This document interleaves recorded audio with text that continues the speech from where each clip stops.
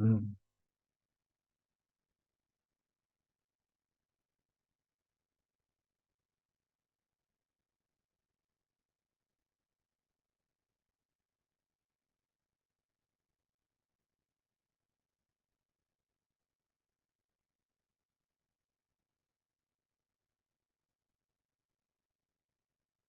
Buenos días, estimados estudiantes. Dígame si me oyen, por favor. Buenos días, doctor. Buenos Sí, se días. lo Ok, escucho. bien. Continuamos con otro tema que es de parte mía, que es la bioquímica del cáncer. Bien, hoy por hoy el cáncer es una enfermedad que está, por así decir, endémica. Se conocen más de 200 formas de cáncer y el cáncer afecta a cualquier grupo de edad. El cáncer es una enfermedad muy, muy severa. Su objetivo del cáncer es matar a la persona y el objetivo de los médicos es diagnosticarla a tiempo en la fase, podría ser precancerosa y o en las fases iniciales, en sus estadios iniciales, y evitar encontrar en la fase metastásica porque habitualmente la fase metastásica o el estadio metastásico es mortal. Bien, el cáncer, fíjense, es una enfermedad crónica no contagiosa caracterizada por la presencia de células atípicas o transformadas que se clonan y se multiplican indefinidamente. El punto de decir células atípicas o transformadas es la clave del cáncer. Existen muchas atipias o muchas transformaciones que van a ver seguramente en patología el próximo año, cómo son las atipias y las transformaciones. Algunas atipias son, por ejemplo, la nucleomegalia, un núcleo muy grande, el hipercromatismo, que la célula se tiñe muchísimo, el exceso de mitosis, el exceso de necrosis, la presencia de desmosomas muy severos, etcétera, etcétera. Son atipias que el patólogo ve al microscopio y esas atipias o transformaciones de las células le dan la pauta de que está ante un cáncer. El diagnóstico lo hace el patólogo. Los médicos sospechamos y decimos aquí hay un tumor, ese tumor puede ser benigno o maligno, pero el que hace el diagnóstico después de una biopsia o una toma de muestra es el patólogo y el que define que es maligno o benigno y el que nos dice es un cáncer. Y a partir de ahí empezamos a actuar todos los demás médicos.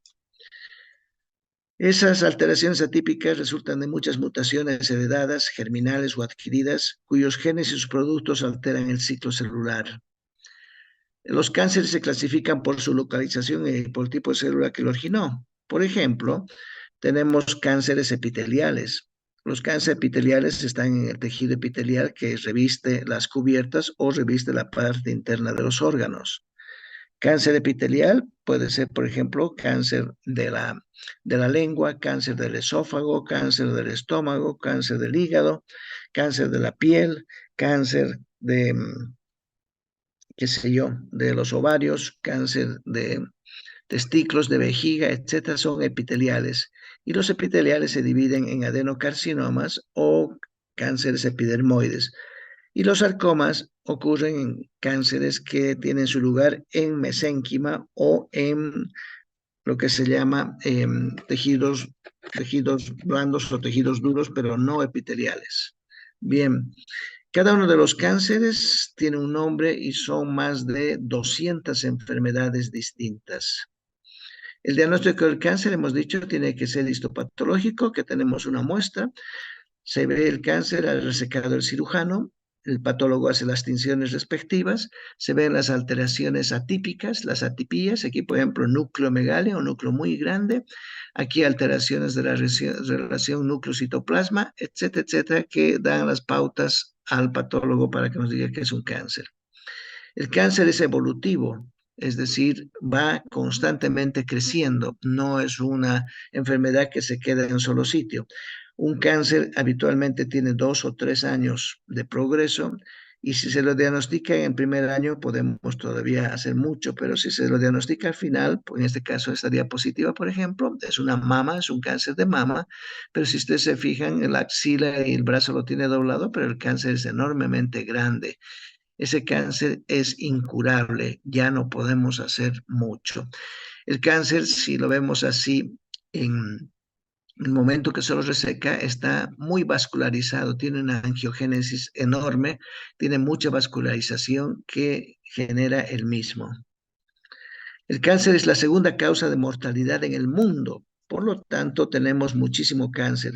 Se diagnostican casi 12 millones de casos nuevos en cada año en el mundo y en Cochabamba, en Bolivia, aproximadamente unos 100.000 casos al año.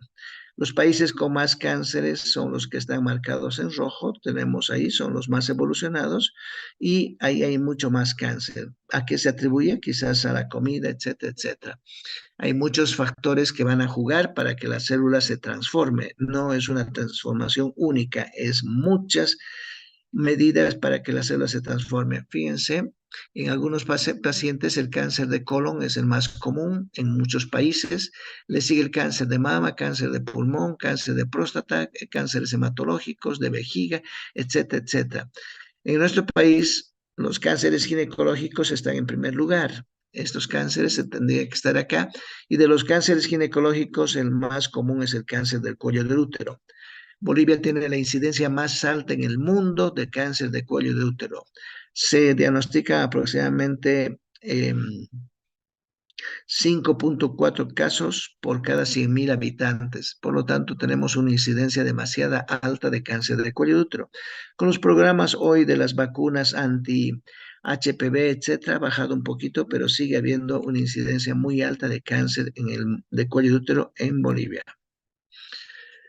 Fíjense, hay prevalencia de tipos de cáncer en Bolivia reportados en el 2012. Cáncer de mama, una cantidad de 35%, cáncer de vesícula, 12%, cáncer de estómago, 8%, cáncer de cuello de útero, como les decía, el más abundante, 65%, cáncer de piel, y en varones, cáncer de piel, linfomas, cáncer de estómago, cáncer de colon, cáncer de próstata. ¿Cómo se desarrolla el cáncer? Se caracteriza por la multiplicación rápida de células anormales que se extienden más allá de sus límites habituales y pueden invadir partes adyacentes del cuerpo o propagarse a otros órganos. La característica más importante del cáncer es la posibilidad de dar metástasis. El cáncer tiene un origen multifactorial, es decir, no es un solo factor que suma, sino la suma de factores que producen mutaciones que condicionan a la aparición de esta enfermedad. Los factores de riesgo para contraer cáncer son endógenos y exógenos. Los endógenos dados por la herencia, que son los menos que se presentan, un 8 a 10% nada más, y los agentes son aquellos inducidos por agentes químicos, físicos o biológicos, son los cánceres adquiridos y son los más frecuentes.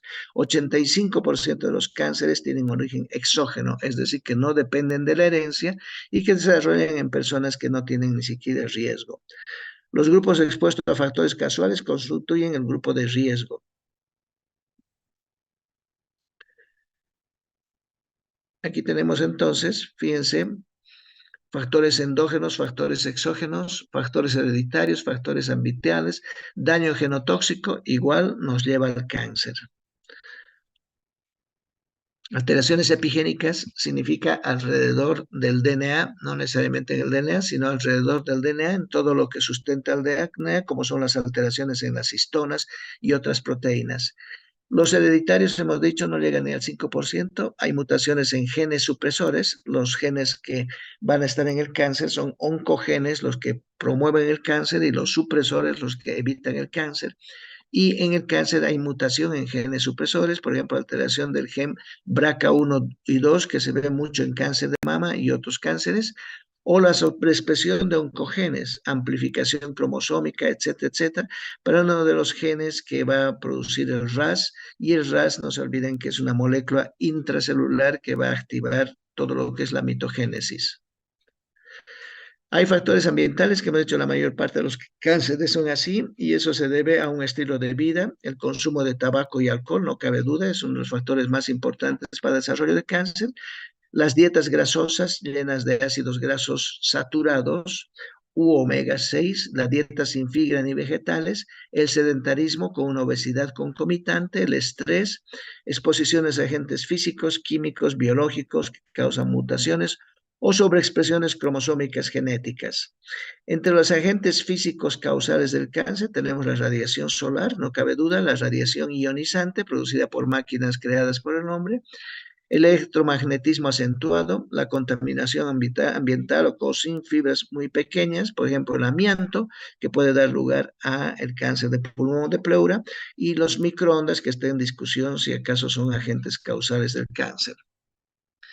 Los agentes físicos, hemos dicho, son muchos. Uno de ellos, la radiación solar. Las quemaduras no son ninguna gracia. Las quemaduras en la piel, sobre todo en la infancia, cuando se va acumulando esas quemaduras, van a desembocar en cánceres de piel. Y de cáncer de piel tenemos 5 tipos, entre los que está el melanoma, un cáncer muy agresivo. Las máquinas que emiten radiación ionizante son también causales del cáncer como agentes físicos. Agentes químicos, tenemos diferentes compuestos, pero la mayor parte de los agentes químicos que pueden producir cáncer son los benzopirenos, naftaleno y las nitrosaminas. Y eso vemos en las contaminaciones del ambiente, en muchas sustancias químicas que introducimos al cuerpo. El tabaco es uno de los agentes causantes más común del cáncer, está relacionado con 12 tipos de cánceres. Acuérdense que hay 200 cánceres y el tabaco 12 tipos de cánceres, entonces tenemos aquí a un asesino en potencia. Muchos compuestos químicos tiene el tabaco. Alguna persona se pasó la molestia de analizar todos los compuestos químicos y encontró 3.500 compuestos químicos en el cáncer. Hay desde amoníaco, uretano, arsénico, hay fenoles, hay compuestos de polonio radioactivo, hay alquitrán en el tabaco, hay metanol, hay pirenos, es decir, lo que uno encuentra, y la nicotina, que es el agente que va a causar la adicción, etcétera, monóxido de carbono, etcétera. Bien, los agentes químicos, hemos dicho, pueden ir desde tintes, productos químicos que utilizamos los humanos, los champús con productos químicos muy relacionados con amoníaco, la sombra de los ojos, la pintura de los labios, los desodorantes, las pinturas de las uñas, las cremas corporales, todos son agentes que estamos introduciendo químicos al cuerpo y ahí vamos a tener alteraciones. Las sustancias químicas se pueden dividir en dos grandes grupos. Las que producen daño al DNA directo son genotóxicas y las que producen al entorno. Las genotóxicas son compuestos que interactúan con el DNA directamente. Tenemos agentes alquilantes, etilenos, etcétera. Los que se activan metabólica en el organismo son los benzopirenos, cloruro de vinilo y las nitrosaminas. Las nitrosaminas se encuentran particularmente en la carne quemada a la parrilla y es una de las fuentes más comunes de cáncer, que va a ser gástrico o del tubo intestinal. Otros que alteran la fidelidad de la replicación del DNA, como son el níquel, el cromo, el arsénico, y que alteran la reparación del DNA. Esos son genotóxicos.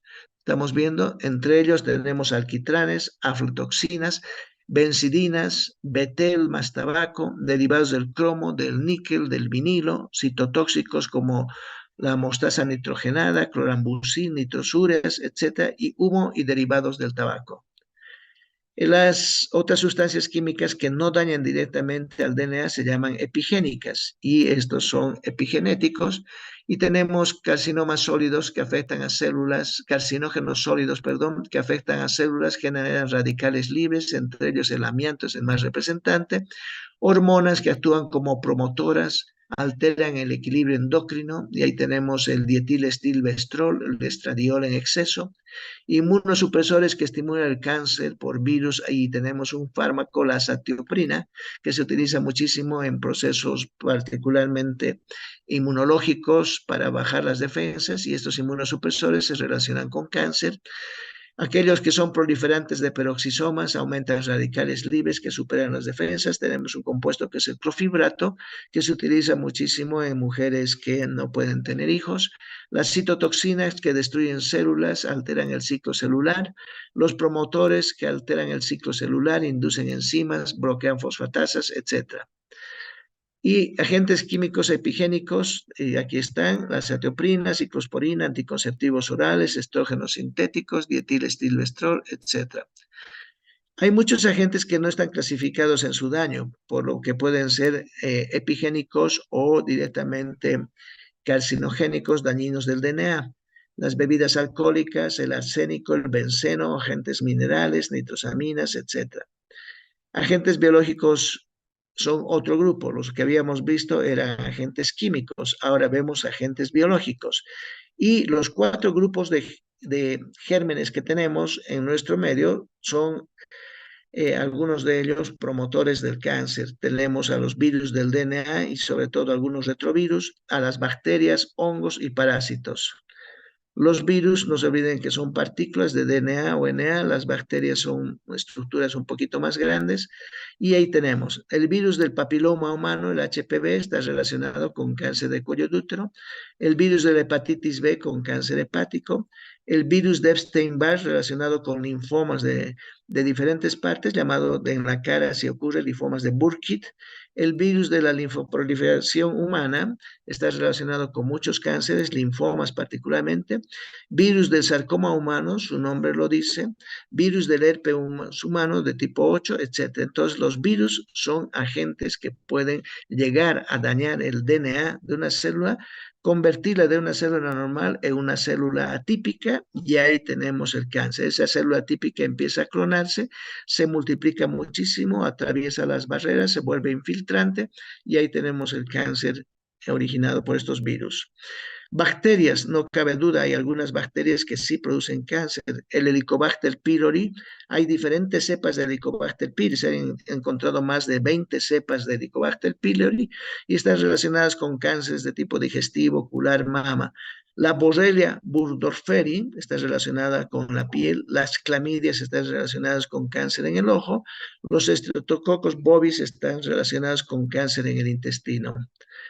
Parásitos, no cabe duda, estamos viendo agentes biológicos que van a producir cáncer. El schistosoma hematobium está relacionado con cáncer en la vesícula, los esquistosomiasis con cáncer en la vejiga, los opistorchis viverine con cáncer en el hígado, los clonorsis sinensis con cáncer en el hígado. Entonces estamos viendo que hay muchos agentes físicos, químicos y biológicos que van a producir alteraciones en las células, particularmente alteraciones en el DNA y en el entorno del DNA. Si el DNA se daña y no se repara correctamente, la célula puede obtener las instrucciones equivocadas y comenzar a multiplicarse sin control. Esto lleva al cáncer. Tenemos nosotros una capacidad de reparación del DNA extraordinaria, pero si falla esa capacidad de reparación y fallan las enzimas llamadas reparasas y moléculas que reparan toda la parte del DNA que ha sido dañado por una nueva molécula que no está dañada, no hay cáncer. Pero si no alcanza a reparar, el sistema no funciona en esa persona por causas inmunológicas, etcétera, etcétera, no se repara, el cáncer está en su inicio.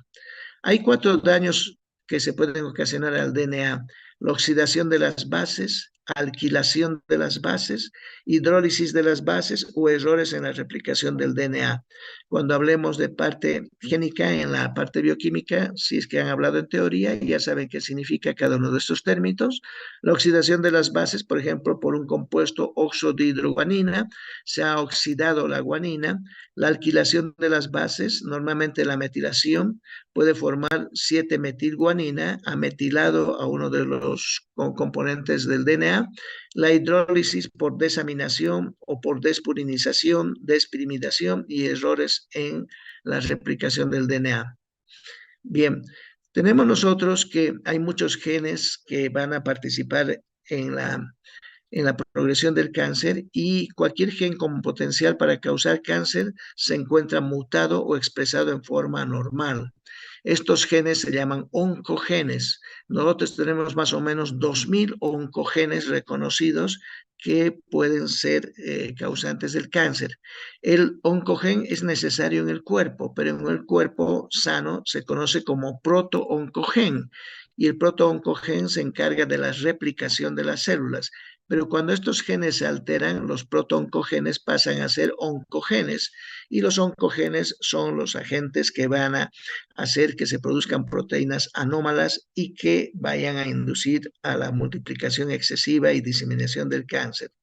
Los oncogenes descontrolan el ciclo celular normal, evitan que una célula inicie un proceso normal de muerte programada y causan división incontrolada de las mismas. Oncogenes vienen de genes no mutados que hemos dicho que se llaman protooncogenes y engloba todo un set de genes reguladores del crecimiento celular después de varias formas de activación. La mayoría de tumores son clonales u oligoclonales, donde predomina la progenie de una sola célula. Bien, los oncogenes dan lugar a polipéptidos o proteínas que actúan como factores de crecimiento. Mucho factor de crecimiento, esa célula va a recibir los factores de crecimiento y va a hacer una circulación autócrina de los factores de crecimiento para seguir multiplicándose. Para la generación de receptores para factores de crecimiento. Los factores de crecimiento utilizan receptores de tipo 3. Si hay más factores de crecimiento y más receptores, más acción va a haber de estos dentro de esa célula que ha captado y habitualmente hay una autocirculación autócrina. Activadores de las cascadas de sinasas, de la tirosina sinasa, serina sinasa, factores de transcripción nuclear, etcétera, están determinados por genes. Todos ellos son proteínas o polipéptidos que han sido expresados en mucha cantidad y están alterando a la célula. Así tenemos receptor del factor de crecimiento, por ejemplo. Este receptor se llama CRB, es el factor de crecimiento epidermoide. Pasa la señal, hay traductores, pasan los mensajeros secundarios, proteínas fosforiladas. Acuérdense del sistema del RAS, del MEC, del ERK, RAS, MEC, ERK, etcétera, que llegan al núcleo y actúan activando factores de transcripción, cuyos nombres de los factores de transcripción es CFOS, JUN, MIC, MIP, etcétera, y estos promueven la transcripción del DNA, generan un ARN mensajero para que se produzcan proteínas. Hay muchos oncogenes conocidos, más o menos 2000 oncogenes conocidos. Ya la biología del cáncer ha aumentado muchísimo su conocimiento y ahora se puede determinar, inclusive en laboratorio, con una muestra de sangre circulante o con una muestra de tejido neoplásico, se determinan qué oncogenes o qué genes están involucrados en esa enfermedad. Aquí tenemos los KRAS, HRAS, los MIC, todos ellos que van a actuar como genes fosforilados o genes que van a hacer la señal intracelular y se relaciona el KRAS, por ejemplo, con la leucemia, con el cáncer de tiroides, con melanoma, el HRAS con cáncer de colon, pulmón, páncreas, el MIC con neuroblastomas, el MIC con cáncer de pulmón, el NEU con neuroblastomas, cáncer de mama, el RED con cáncer de tiroides, etcétera, etcétera. Se tienen identificados entonces a los oncogenes y vuelvo a decir, en un estudio tan sencillo como es una muestra de sangre que se llama biopsia líquida, se pueden determinar estos genes o a través de tejidos neoplásicos como tales. Tenemos virus que activan oncogenes. El virus de Rose, el sarcoma de Rose, activa este oncogen que se llama BSRC. El sarcoma de virus del simio activa otro gen. Virus del sarcoma en las ratas activa el KRAS. Virus del sarcoma activa otros, etcétera, etcétera. Hay otros oncogenes que se han encontrado en diferentes patologías neoplásicas, en leucemias particularmente, en cáncer de ovario, etcétera, con translocación génica. Ha habido un cambio de posición del gen que estaba en el cromosoma 8, ha pasado al 14, el otro del cromosoma 8 al 21, etcétera, etcétera. Las leucemias u otros cánceres, siguiendo el mismo ejemplo, ha habido translocación y aparecen los oncogenes. Los oncogenes tienen unos opuestos que evitan el cáncer que se llaman genes supresores. Y en la balanza para el desarrollo del cáncer debería haber más genes supresores que oncogenes.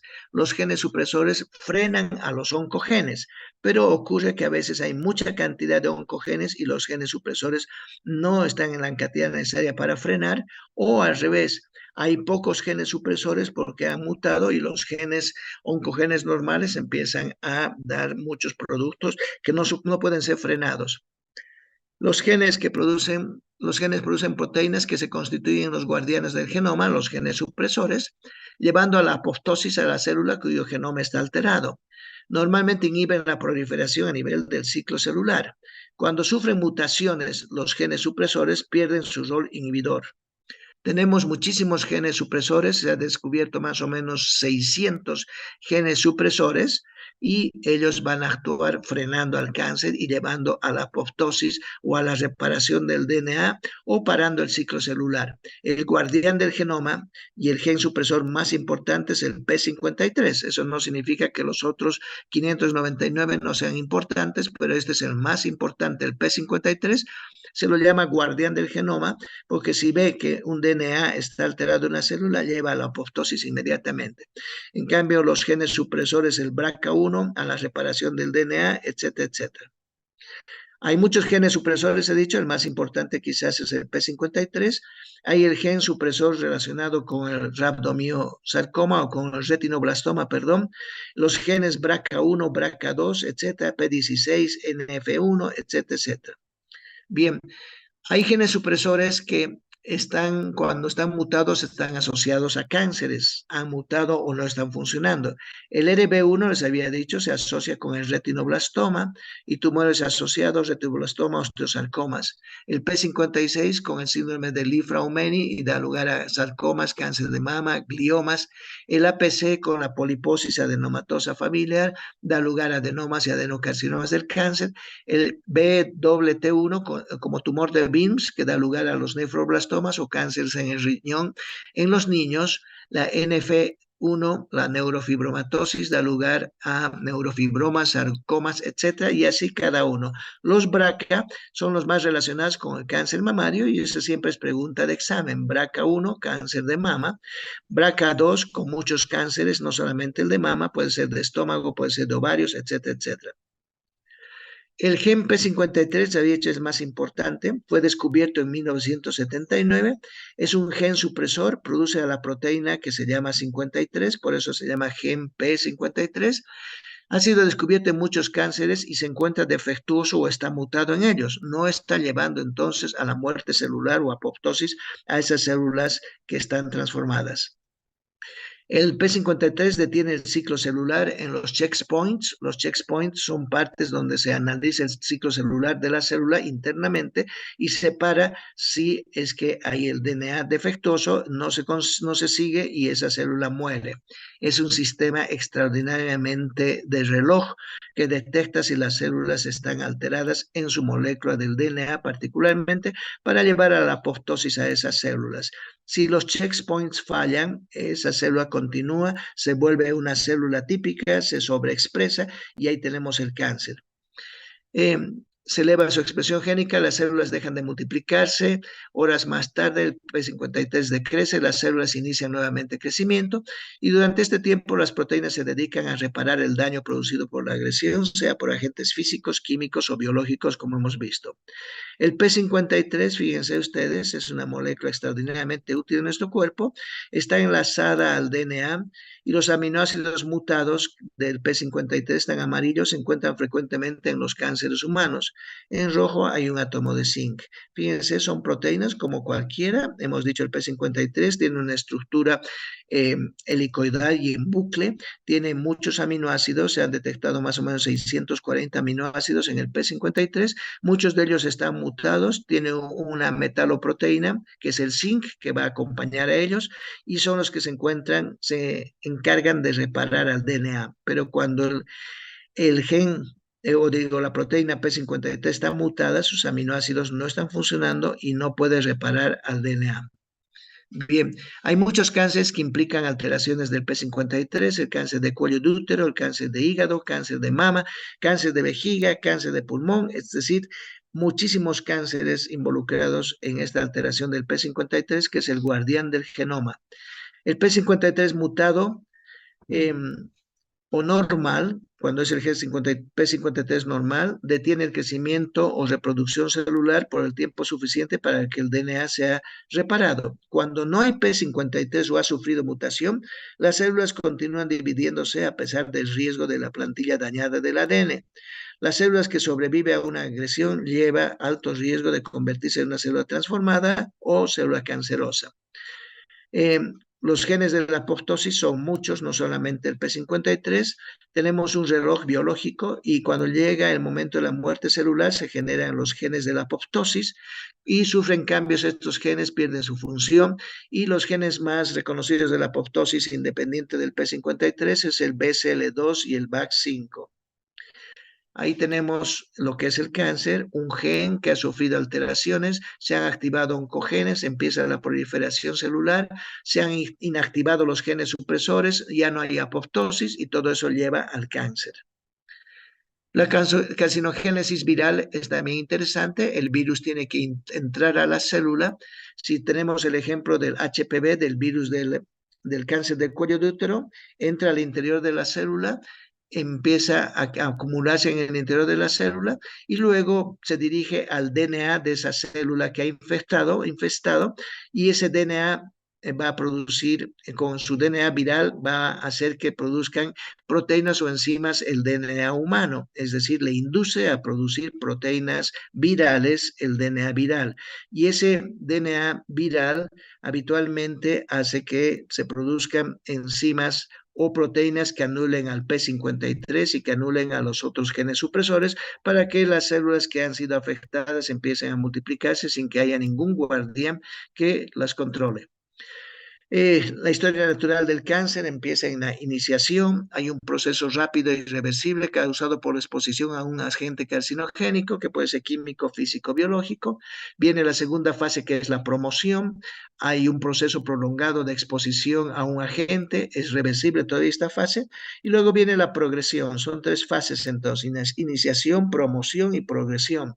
Y en la progresión hay un proceso irreversible. Hay alteración del cariotipo celular y la transformación maligna es un hecho. Estamos en las fases del cáncer entonces, la iniciación, empieza una célula a estar alterada, empieza luego la promoción, más células alteradas, y luego la progresión, y hay muchísimas células alteradas que inducen a un cáncer. Hay cambios morfológicos y bioquímicos en el cáncer, no cabe duda, tenemos muchos cambios que van a ocurrir en ellos.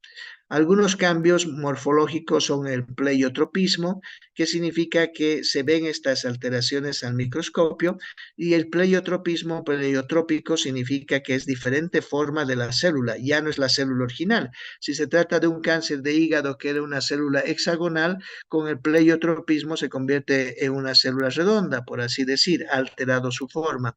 Hay desproporción y estos son los cambios morfológicos o las alteraciones o las atipias en las células que llevan al cáncer. Hay desproporción núcleo-citoplasma, hay muchos núcleos, nucleolos abundantes, hipercromatismo, se pigmenta muchísimo, desmosomas, etcétera, etcétera.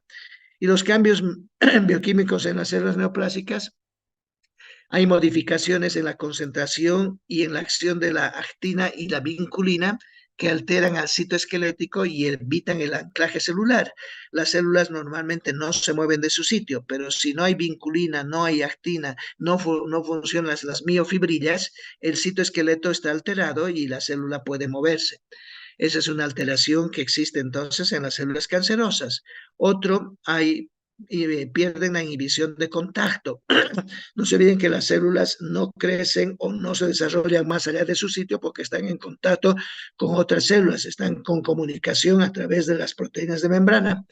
Se altera la inhibición de contacto y la célula empieza a disminuir la fibronectina que tiene y eso le permite empezar a proliferar y a diseminarse. Hay aumento de factores de crecimiento epidérmico, hay aumento de insulina, de transferrina y hay una circulación autóclina de factores de crecimiento. Están aumentados los oncogenes que llevan a la inmortalidad a las cepas tumorales, hay formación de antígenos nuevos en la superficie, declinación de la respuesta inmune regulando la expresión de los antígenos HLA, hay un estado de diferenciación parcial con potencial de crecimiento ilimitado, hay expresión de proteínas que se encuentran en tejido embrionario, por ejemplo, las AFPs, la alfa-fetoproteína, en el hígado, En fetos, la alfa-fetoproteína reemplaza la albúmina, es decir, es una proteína transportadora, pero cuando ya es un niño o un adulto, la alfa-fetoproteína se encuentra en niveles extraordinariamente bajos o no existe porque solamente era una proteína fetal. Pero si aparece alfa-fetoproteína en niveles muy altos, es sinónimo de cáncer, particularmente de hígado, o puede ser cáncer de testículo o puede ser cáncer de ovario. Todos son cambios bioquímicos que existen en las células neoplásicas. Hay una síntesis y liberación de proteínas que se forman en otras células. Hay formación de polipéptidos en gran cantidad. La hormona de crecimiento está muy activa. La HCG también está activa. Hay glucólisis anaerobia muy aumentada y quizás este es el punto gatillo más importante del cáncer porque el cáncer utiliza la glucosa y la glucosa es su fuente de energía. Entonces hay una glucólisis que al principio es aerobia, es decir, necesita oxígeno, pero después se convierte en glucólisis anaerobia porque falta oxigenación, sin embargo sigue produciendo ATP, sigue dando energía a esas células, particularmente para que puedan multiplicarse. Hay una angiogénesis específica dada por factores de crecimiento en los lechos capilares de los tumores, donde empiezan a crecer vasos. Es una angiogénesis inducida por las células cancerosas. Hay invasión al tejido adyacente y metástasis a distancia. Hay secreción de enzimas para romper la matriz extracelular, como son las enzimas colagenasa, heparanasa, estretomedicina, etcétera, etcétera. Hay producción de sustancias quimiotáxicas y receptores para otros tejidos, etcétera, etcétera. Son muchas las alteraciones bioquímicas que se producen en las células cancerosas. Las células cancerosas, hemos dicho, empieza en una célula normal, se produce una alteración de la célula, empieza a ser reconocida como alteración. Si el DNA, si los guardianes del DNA funcionan muy bien, llevan a la apoptosis, si no, empieza esta a multiplicarse y aquí tenemos que es una división extraordinaria, potencial, geométrica, la del cáncer. Cuando un cáncer tiene 1 milímetro de tamaño, tiene 1 millón de células. 1 milímetro de cáncer tiene 1 millón de células y basta una sola célula para que vuelva a proliferar, vuelva a diseminarse, vuelva a crecer ese cáncer.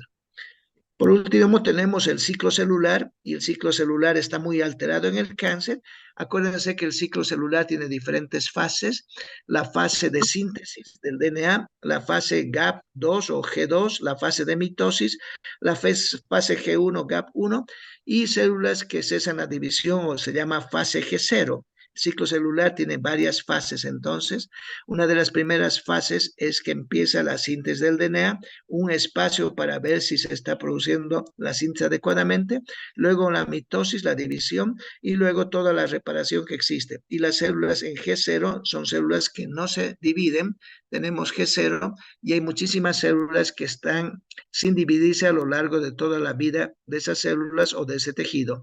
Tal es el caso de las células cerebrales, de las células musculares, miocárdicas o de músculo esquelético que no entran a ciclar, se encuentran en fase G0. Muchas otras células están constantemente en el ciclo celular y están pasando por las 4 fases, donde están los checkpoints, que son los guardianes que dicen aquí hay una alteración, separa el ciclo celular en cualquiera de las fases.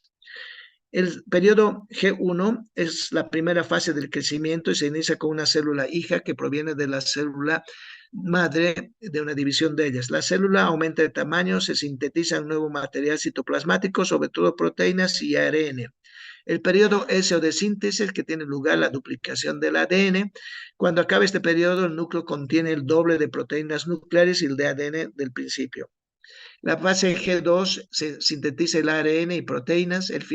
Al final de este periodo queda marcada por la aparición de cambios en la estructura celular que se hacen visibles en el microscopio y se llama mitosis. La mitosis se establece por la condensación de los cromosomas seguidos de la separación de estos y la división celular que da origen a 2 células. El periodo G0 no responde a las señales que desencadenan la síntesis del DNA y las células se encuentran entonces en fase quiescente, listas para ciclar si se las requiere. Y las células cancerosas que se encuentran en G0 son las células que van a potencialmente volver a multiplicarse y son las que forman el volumen del cáncer. El cáncer es como una cebolla. donde está la arteria nutricia están las células ciclando muchísimo. Se va alejando de la arteria nutricia y las células ya no están ciclando. Y la última parte de la cebolla, por así decir, la capa externa, es pura necrosis y eso es lo que da el volumen a un cáncer. El, el ciclo celular debe ser muy bien regulado, se llama el reloj molecular, y todas las células eucarióticas tienen este reloj molecular que para la división. Actúan varios tipos de enzimas, entre ellas las ciclinas y las quinasas. Tenemos ciclinas y ciclasas también que participan en lo que es el ciclo celular, de ahí viene el nombre, ciclinas del ciclo, ciclasas del ciclo, y tenemos complejos CDK ciclinas que tienen diferentes ciclinas que son activadas, etcétera, etcétera. Hay proteínas y factores que regulan el ciclo celular. Aquí tenemos, por ejemplo, la fase G0, hemos dicho la fase quiescente, que salen de G1. Luego tenemos ciclinas, muchas ciclinas, las ciclinas D1, 2, 3, ciclinas de tipo 4, 6, etcétera, etcétera. Ciclinas que actúan en este sitio, ciclinas que actúan en la fase de síntesis, ciclinas y ciclasas que actúan en la fase G2. El ciclo celular está controlado por las ciclinas y las ciclasas. Entonces tenemos que una ciclina activa a una quinasa, esta se fosforila y puede hacer que un gen o un factor de transcripción inactivo se convierta en activo, etcétera, etcétera. Es un proceso muy complicado y lo van a ver con mucho detalle en lo que es fisiopatología y en lo que es patología como tal. Simplemente decir que en el cáncer el ciclo celular de las células está absolutamente alterado. Bien, hay puntos de control dentro del ciclo celular que habíamos dicho que se llaman los checkpoints. En la fase G1 se detecta si hay ADN dañado y se repara antes de que se inicie la fase de síntesis. En los mamíferos, este punto de control es regulado por la P53, que responde al daño del DNA. En el cáncer es común que el gen que codifique esta proteína esté mutado o esté dañado. En la fase G2 se realiza la verificación de que la replicación del DNA ha finalizado. El genoma sin replicar genera una señal que frena el ciclo, evitando que la célula inicie la mitosis, si se detecta ADN dañado. Al final de la mitosis se monitorea la alineación correcta de los cromosomas a través del uso mitótico y se asegura así que cada célula hija reciba un juego exacto de cromosomas. Hay muchos factores polipeptídicos y cánceres. Hemos dicho que son factores de crecimiento que van a intervenir en el desarrollo del cáncer. Existen 40 factores de crecimiento y de los cuales 12 están relacionados con el cáncer. Hay algunos factores que son altamente mitogénicos, como el factor de crecimiento epidérmico, relacionado con cáncer epitelial, que es el factor de crecimiento similar a la insulina, relacionado con los sarcomas, la eritropoyetina, que regula las células eritrocíticas, la interleuquina 1, que estimula la producción de otras interleuquinas, la interleuquina 2, que estimula la proliferación de células T. Hay factores de crecimiento nervioso y es el caballero negro de la noche, particularmente el NGT. Hay factores de crecimiento derivados de plaquetas, hay factores de crecimiento transformadores, inhibidores de ciertas células, etc. Y existen además marcadores serológicos en cáncer que se pueden encontrar en una muestra de sangre y que se piden habitualmente como una rutina cuando el paciente tiene cáncer. Si sospechamos de un cáncer de hígado, un cáncer de ovarios, un cáncer de testículo, la alfa-fetoproteína es el marcador serológico más seguro junto con la gonadotrofina coriónica. La lactato deshidrogenasa en muchos linfomas y cáncer de mama está elevado. Las enolasas en cánceres de tipo del sistema nervioso central. El PSA, el antígeno prostático específico, está aumentado en el cáncer de próstata. La tiroglobulina está alterada en el cáncer de tiroides. Hay algunas sinasas que se piden, beta microglobulina, etcétera, etcétera. Y siguen habiendo marcadores serológicos, se toma una muestra y se determina cómo está este marcador, que son proteínas que se pueden encontrar, el CA15-3 que está relacionado con el cáncer de mama, el 19-9 que está relacionado con el cáncer de páncreas, la calcitonina que está relacionada con el cáncer de tiroides, etcétera, etcétera. El HR2-Neu que está muy relacionado y eso se hace por inmunistoquímica para determinar si es HR2-Neu positivo el cáncer de mama. Hay marcadores serológicos, había visto lo mismo, Y tenemos como un último punto del cáncer la metástasis. Si hay algo que caracteriza al cáncer es la metástasis. Y la metástasis es la diseminación del cáncer cuando el cáncer ha atravesado la matriz extracelular, ha generado nuevos vasos y empieza a diseminarse por el cuerpo y forma nichos de células en diferentes tejidos. Como esta proliferación de estas células es a través de vía hematógena, los tejidos más irrigados son los que experimentan más metástasis. Sin embargo, eso no es absoluto. Por ejemplo, tenemos el hueso o las vértebras en el cáncer de próstata que se ven muy afectados y no tiene una irrigación tampoco muy alta, pero el cáncer que da metástasis a hígado es muy común, particularmente de los cánceres gastrointestinales, el cáncer de pulmón muy común que viene de otros sitios, como metástasis estamos hablando. Y el resumen de los cambios en una célula cancerosa son los últimos entonces. Fíjense, la célula cancerosa evita la acción de los supresores de crecimiento, de los genes supresores, evita la destrucción por el sistema inmune, altera la capacidad proliferativa, promueve inflamación del tumor, activa invasión y metástasis, induce a la angiogénesis, inestabiliza los genes, crea resistencia a la muerte celular, desregula energéticamente y da señales proliferativas mantenidas constantemente para que las células constituyan un tumor con diferentes alteraciones genómicas. Muy bien, eso es todo. Terminamos entonces aquí la bioquímica del cáncer y la siguiente semana continuamos con neurotransmisores. Que tengan un buen día. Hasta luego. Gracias, doctor.